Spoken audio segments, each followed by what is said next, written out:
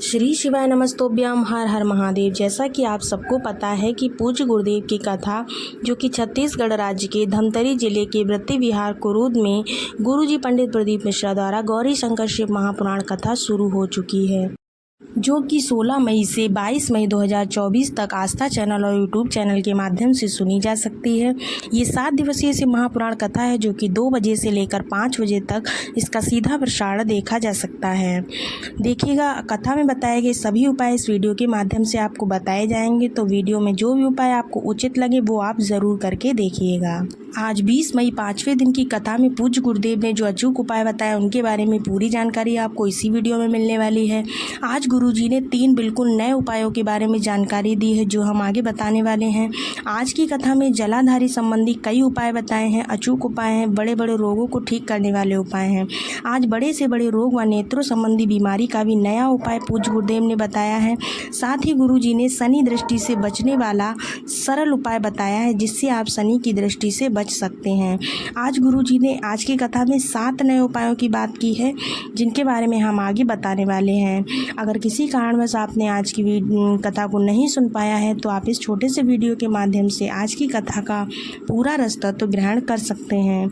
लेकिन अगर आपको वीडियो अच्छा लगे तो चैनल को लाइक ज़रूर कीजिए, सब्सक्राइब ज़रूर कीजिए और शेयर ज़रूर कीजिएगा। चलिए बढ़ते हैं आज की कथा की पहली जानकारी की ओर। आज पूज्य गुरुदेव ने बताया है कि शिवलिंग की जो जलाधारी होती है, जलाधारी से लेकर जहाँ जल गिरता है, जो उसका गड्ढा होता है जहाँ पर जल गिरता है, उस स्थान तक 33 कोटि देवी देवताओं का स्थान होता है। यानी कि शिवलिंग की जो जलाधारी होती है वो माता अशोक सुंदरी वाला स्थान कहा जाता है। इसके अलावा जहाँ पर जल गिरता है उस स्थान को, जो जलाधारी से जल गिरता रहता है उस स्थान को 33 कोटि देवी देवता जो हैं उसमें हमेशा विराजमान रहते हैं। बढ़ते हैं आज की कथा की दूसरी जानकारी की तरफ। सुबह जब उठो तो यह सोच कर उठो कि भगवान भी भोलेनाथ जो है वो हमारे साथ उठ रहे हैं, वह हमारे साथ कदम से कदम मिलाकर चल रहे हैं। फिर देखो उस पूरे दिन में आपके सारे कार्य जो है कितनी आसानी से हो जाते हैं, और आप जिस कार्य को करने की इच्छा रख रहे हैं वो भी आपका कार्य सफलता ज़रूर पाएगा।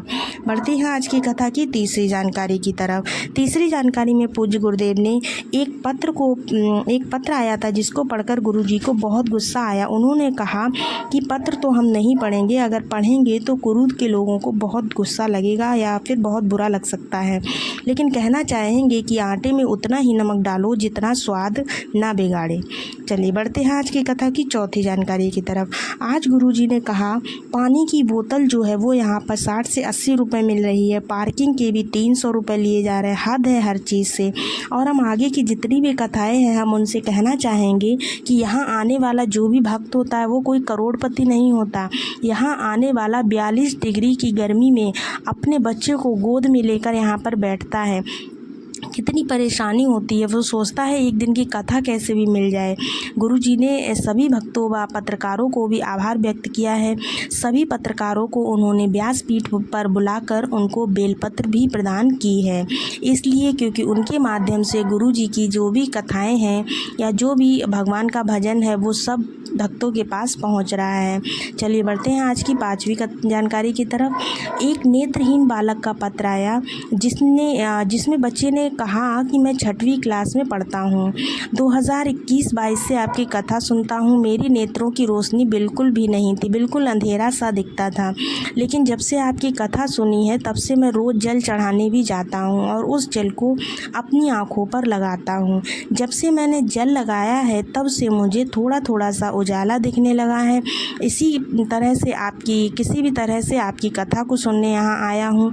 मुझे पूरा भरोसा है भोलेनाथ पर कि वो मेरी आंखें ज़रूर ठीक कर देंगे। बढ़ते हैं आज की कथा की 6वीं जानकारी की तरफ। 6वीं जानकारी में स्वयं शनि देव ने भोलेनाथ से कहा, जिस घर की नारी, बेटी, स्त्री या बहू कोई भी घर की स्त्री अगर जल चढ़ाती है शिवलिंग पर, तो शनि देव की जो कुदृष्टि होती है वो उन्हें कभी भी परेशान नहीं करेगी।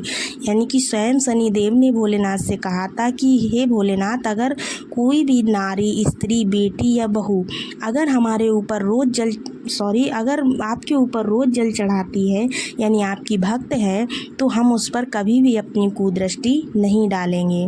चलिए बढ़ते हैं आज की 7वीं जानकारी की तरफ। गुरुजी ने कहा, शरीर में अगर रोग हो, ठीक ना हो रहा हो, तो शिव मंदिर में 2 स्थानों पर सफाई करना शुरू कर दो। अगर आपके शरीर में कोई रोग है जो बहुत दिन से इलाज करवा रहे हो, ठीक ही नहीं हो रहा है, तो आपको मंदिर के 2 स्थानों की सफाई करनी चाहिए जो पूज्य गुरुदेव ने बताई है। पहला स्थान है माता अशोक सुंदरी वाला स्थान, साफ करें।